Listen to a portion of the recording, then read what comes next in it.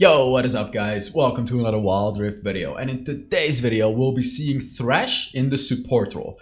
This has been one of the most requested videos of all time because I always put Thresh in the S+ tier in my tier list, right? I always say, guys, Thresh is S+ tier, but I never made a video about it, and there is a reason. So I'll tell you more about this reason later on in the video. Today's video is going to be played by a challenger player, who's in my list, by the way. It's Ryuh. As you can see, 1165 LP, pretty good player, right?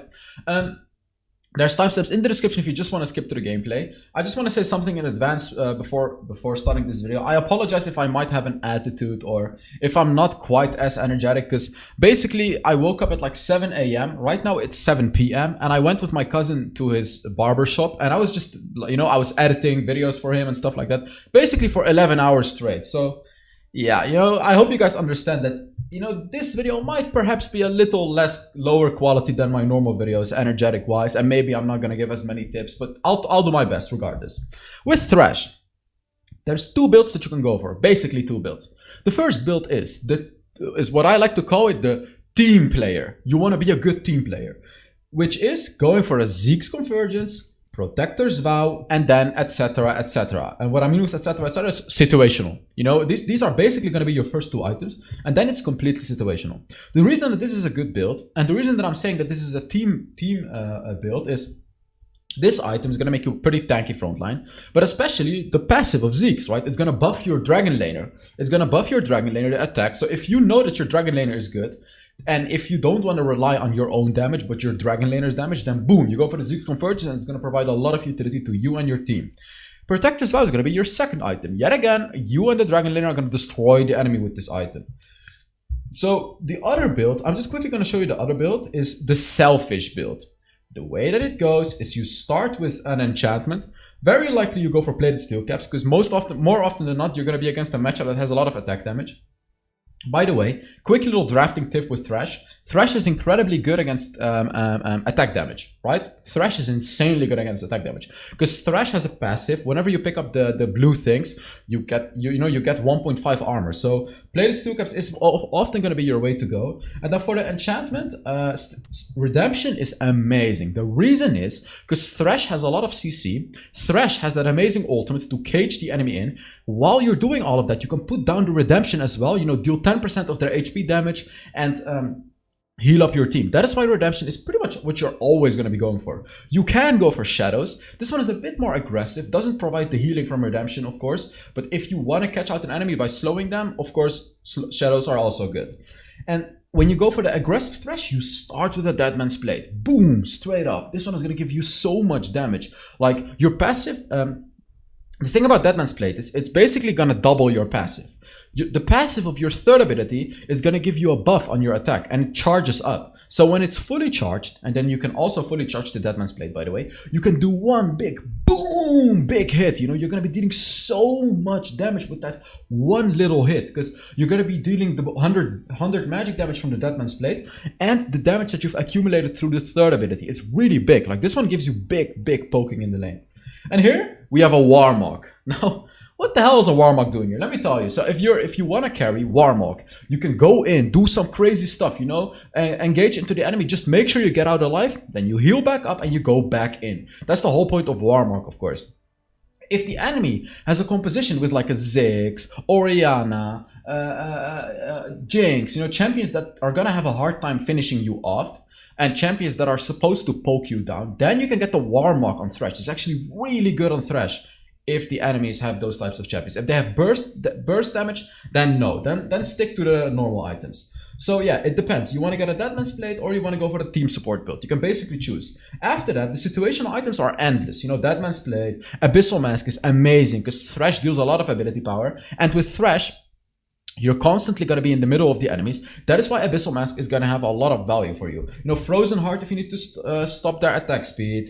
Randuin's Omen if they have a lot of crit. Thormo if they have a lot of healing. There's so much that you can go for. You can even get an Iceborne Gauntlet if you just want to slow the enemy even more.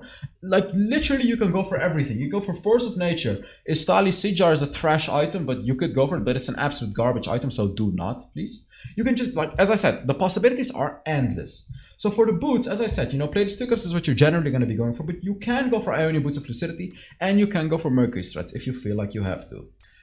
Locket, you know, of course you can go for Locket as well. I don't really recommend it. Don't really, because your second ability already gives a barrier to you and your teammate. So that's why I don't really recommend the Locket on Thresh.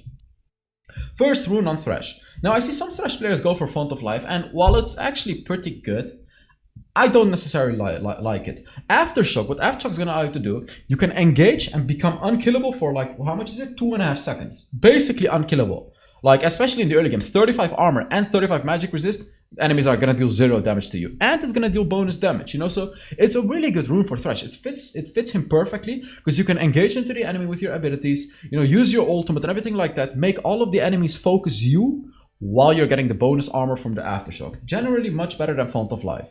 So, second rune, you go for weakness, because you have so much CC in your kit, you know, first ability, third ability, ultimate, it's all CC, so weakness is going to be the perfect rune for you.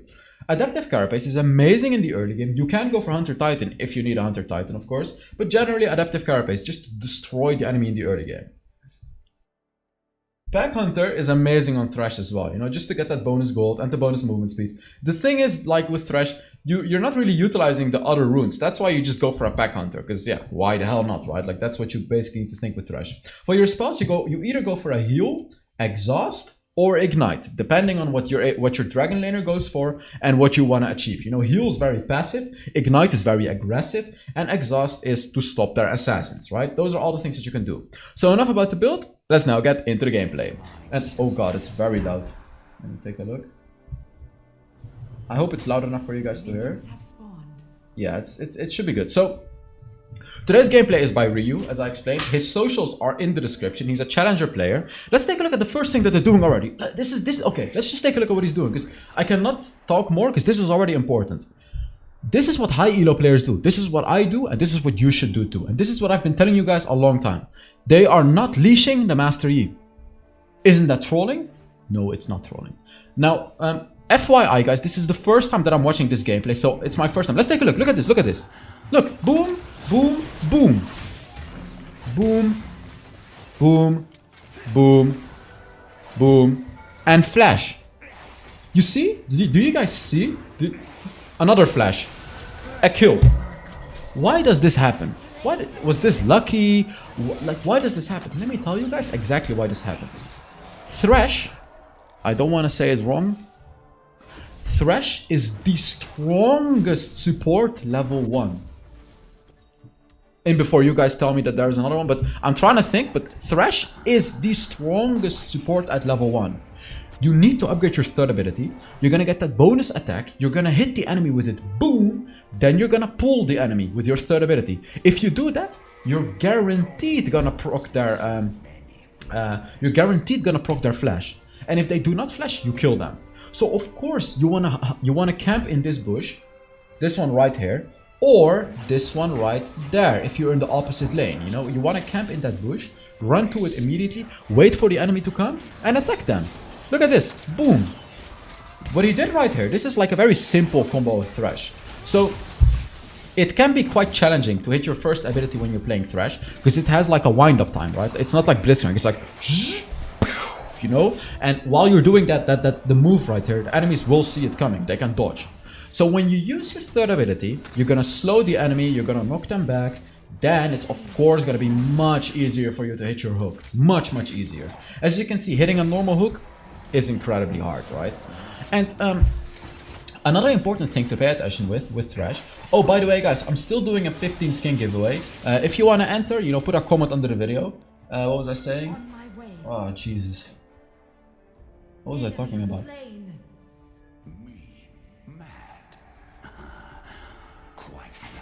It's... Oh, wait, that was good. Look at that. The flash combo with the first ability. There we go. And he... Yes! This is the pinnacle of Thresh, guys. This right here is the pinnacle of Thresh. So there's multiple things that Thresh can do. I haven't talked about Thresh's second ability yet.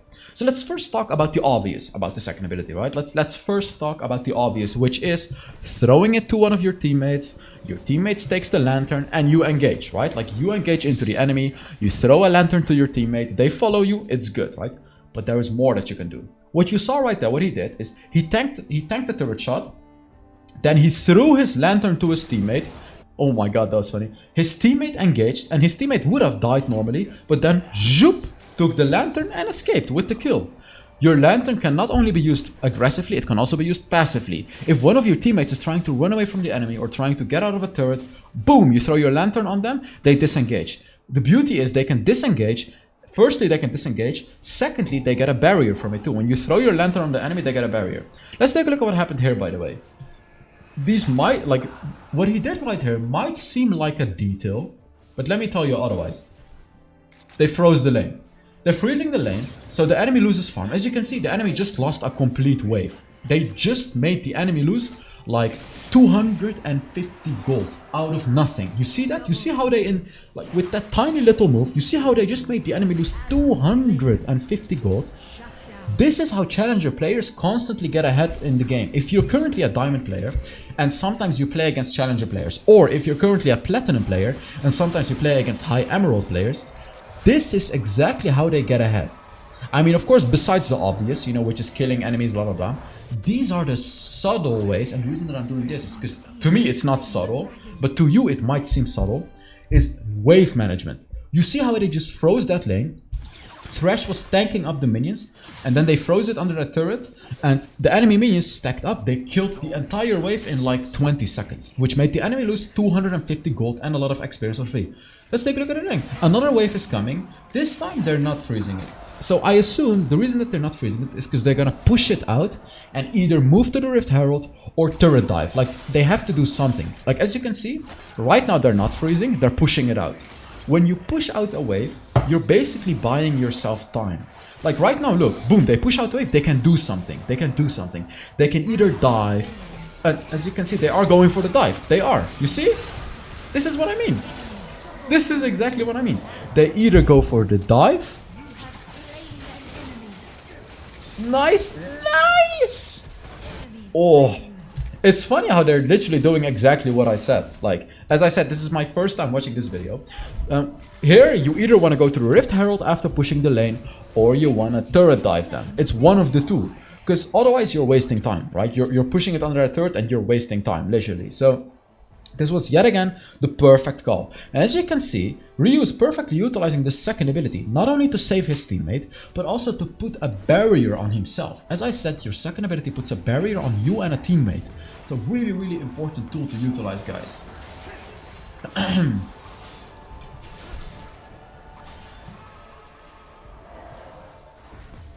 By the way, I already have 22 people that I'm coaching right now, if you guys didn't know already.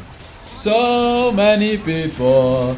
It's so amazing to see people join the coaching, and I'm having so much fun doing it. So if you're if you're interested in the coaching, check out my Patreon. I would love to do more coaching. You know, it's pretty expensive. You know, it's like 35 euros for a coaching. You'll get more benefits, but yeah, I know it's expensive.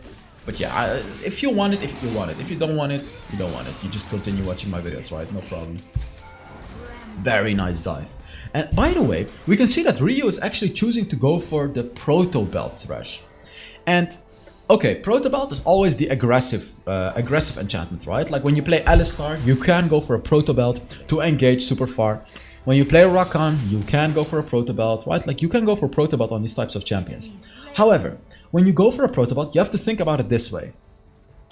Is it worth sacrificing Redemption, which gives you the healing, the vision, the damage, for a Proto Belt? So in this situation, let's just analyze this current situation and answer the question logically, okay? Who is the Dragon Laner? I want you guys to think the same way as me. He's overextending a bit here. Yep. I want you guys to think the same way as like a high elo player should think. So you have to analyze your composition. Okay, what is this ADC? It's a Varus. What can Varus do, guys? Catch out an enemy with that ultimate. So when you get that Proto Belt on Thresh, you can engage with the Proto Belt, use your third ability to pull the enemy, and then your first ability to pull them yet again. Then your Varus uses his ultimate and kills the enemy. For example, if you're playing with a Misfortune, with a Jinx, with a Kai'Sa, you know, with an ADC that doesn't have that catching out potential like Varus has, like Tristana has, then don't go for the Proto Belt. It's just not worth it. But if you're playing with a Jhin, yes, you can go for the Proto Belt. Otherwise, Redemption. Like, always go for Redemption. It's generally going to be the best unless you can utilize that aggression, right? Like, unless your Dragon Laner can actually follow up that aggression. Only then it is worth it.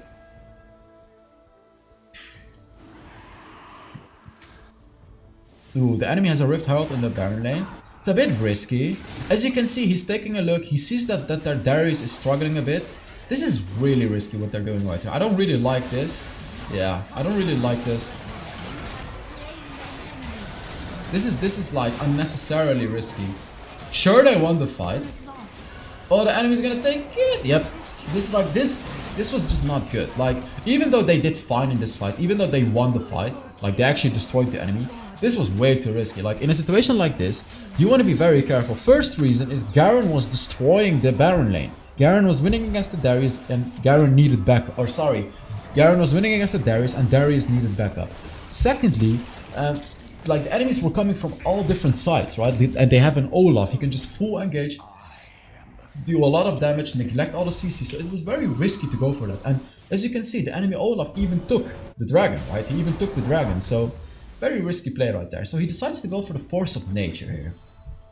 Okay, so yeah, they have a Rakan and they have a Fist. So yeah, you have two choices. You can either go for the Force of Nature or you can go for the, what is that item called? Jesus, come on, what is that item? Abyssal Mask. You can go for the Abyssal Mask or the Force of Nature. In this game, they only have an Ahri. And honestly, both items would be good. Varus also deals ability power damage, by the way. I would personally go for Abyssal Mask, but Force of Nature, like, Force of Nature is gonna make you tankier, and Abyssal Mask is gonna make the enemy take more damage as well. It's gonna make you tanky, sure, but it's also gonna make the enemy take more damage. Yet again, this is a pretty bad engage. This is a horrible engage. Like, they just don't quite understand how they're supposed to engage, because they're starting the Rift Herald, they're taking a lot of damage, and then the enemy Olaf is capitalizing on it. The enemy has a really good way to counter-engage. They have a Garen who can tank up damage. They have a Lucian who can disengage, use his ultimate. They have a Fizz with his ultimate. And of course they have an Olaf who can run right through everyone. So it's really risky to just do a Rift Herald or start a dragon like that. They want to take fights. They want to take proper fights. They want to have a good engage on the enemy with the Thresh, with the ultimate, with the Varus ult. You don't want to just start the Rift Herald and give the enemy the opportunity to engage in a situation like this. That's just not what's going to work for you in a game like this. Oh, there you go. That's one of the combos that they can do. They kind of screwed it up, and they were in a 2 versus 3 situation. But that is exactly what you can do with the Varus. You can clearly see that it's a very dangerous combo. They should kill him easy. Yeah, there you go. Darius is gonna clean up now. But there you can see why Proto Belt is actually good in this game. With the Varus, you have really good follow-up, right? That's why. And a little cheat code on Thresh. As I said earlier on in the video, I'm gonna repeat it.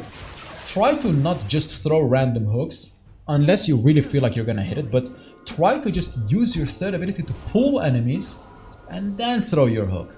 Like, this is literally a cheat code with Thresh. It makes it so much easier to hit an enemy.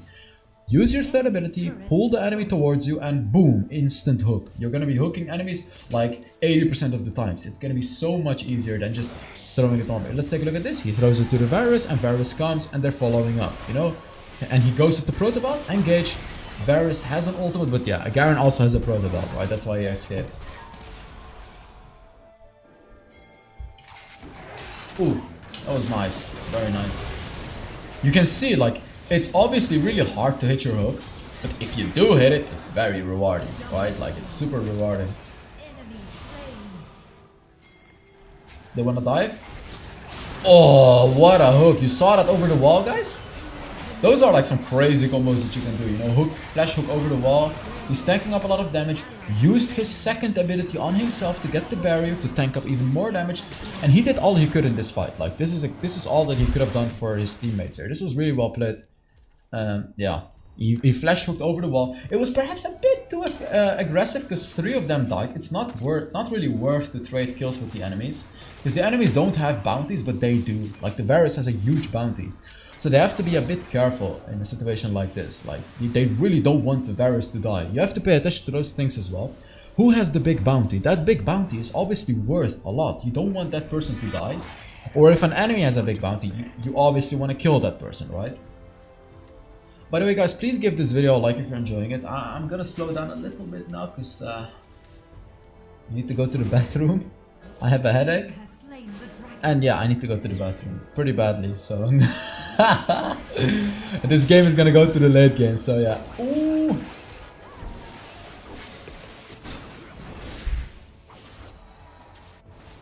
Man, what do you guys think? Should I actually learn German? Because I can understand German pretty well, but I just don't speak it very well. I could like try to learn it maybe. I mean, I already speak 3 languages. Adding a 4th one would be nice, but it's perhaps a bit hard, you know. Maybe I'll do it. I feel like German, like, I hate how German sounds. It's like, you know, when I'm not like that. It's like, it sounds so dumb, so stupid. Like, French sounds so elegant, but the French language is so stupid to learn. And then German is pretty easy to learn, but it sounds like someone is puking. So, you know, that's like the dilemma that you have. Should I learn German or should I not? I feel like I should. I don't know, we'll see. We'll see.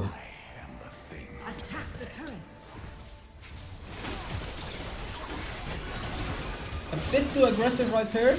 It's fine though, you know, you can just disengage with the proto belt.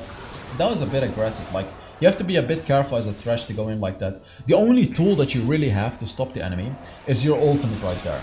I mean, no, you have more tools, right? You have your 3rd ability to push the enemy, you have your 2nd ability to give yourself a barrier, but still, the enemy is going to do a lot of damage to you in a situation like that. So, first of all, make sure you use an ability to CC the enemy, which means knock them up, stun them, whatever. Reason is for your aftershock, right?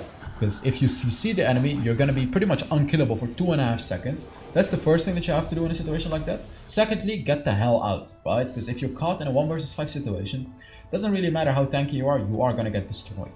You are gonna get destroyed. Relax. Just let go.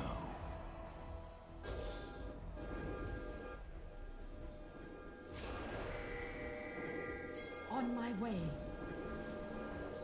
Oh, with the sweeper? Look at this. So this is an absolutely amazing play. And I knew that this would happen. So, I tell you guys this many times, the red helicopter, also known as the sweeper, is an amazing tool for supports like Alistar, Thresh, who else? Rakan, you know, these engaging supports. The reason is you can use your sweeper, get into a sneaky bush, and you'll know that the enemy cannot see you, right? Because you have a sweeper, you're gonna be sweeping out all the wards. If the enemy cannot see you, now especially if you have a proto belt, especially with a proto belt, you can then engage on them without them even knowing it. As you saw right there, he used this proto belt to the Lucian and engaged. You can also do it with your flash, of course, but that's just such an amazing tool. You know, having the sweeper, especially in the late game, it allows you to check the bushes, and if the enemy doesn't have vision, you can do these disgusting little engages and destroy the enemy. Like, they have no chance, because Thresh has so much CC with that 3rd ability, ultimate, 1st ability, and everything.